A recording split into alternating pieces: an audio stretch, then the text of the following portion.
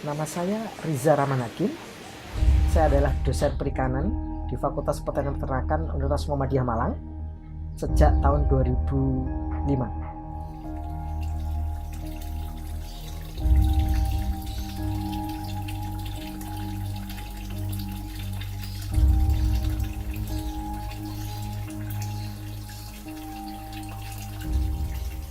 Berkaitan dengan peningkatan ketahanan pangan di Indonesia, maka kemudian saya punya ide, yaitu bernama One House One Pond.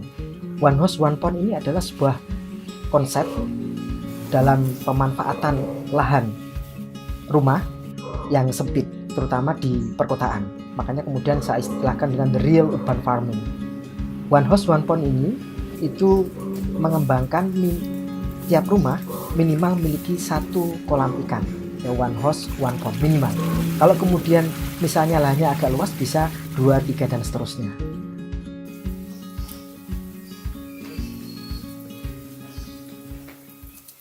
One house one pond dikembangkan dengan 2 teknologi. Satu namanya adalah Biona, yaitu sistem budidaya ikan bionatural. Kemudian yang kedua adalah dikembangkan dengan teknologi bionik, yaitu gabungan dari budidaya ikan biona dan aquaponik.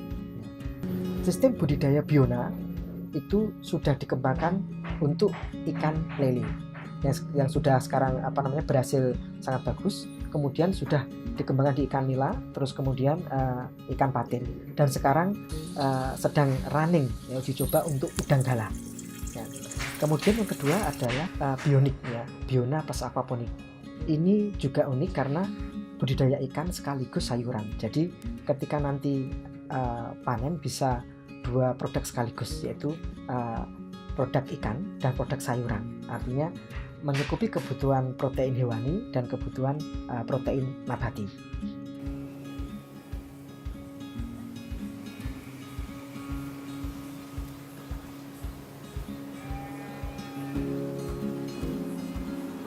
Ini adalah salah satu contoh dari kolam terpal bundar yang dipakai untuk one house one pond. Ini diameter 1 meter, terus kemudian di belakang ada yang diameter 2 meter. Ada juga yang diameter 1,5, bahkan ada yang diameter 3 meter. Cara merangkaikan untuk kolam terpal bundar ini cukup sederhana dan cukup mudah. Yang pertama adalah menyiapkan paralon yang digunakan nanti untuk outlet, ya, untuk outlet, ya. Terus kemudian yang kedua adalah meratakan tanah. Terus kemudian yang ketiga merangkai wire mesh atau kerangka besi. Terus kemudian memasang karet pelapis atau karet talang untuk lapisan luar. Baru kemudian yang selanjutnya adalah menaruh terpal, ya, terpal bundar. Terus kemudian yang terakhir adalah nanti membuat pipa outlet yang dilubangi, dan itu nanti fungsinya untuk air bisa keluar ketika mau menguras atau mengganti air.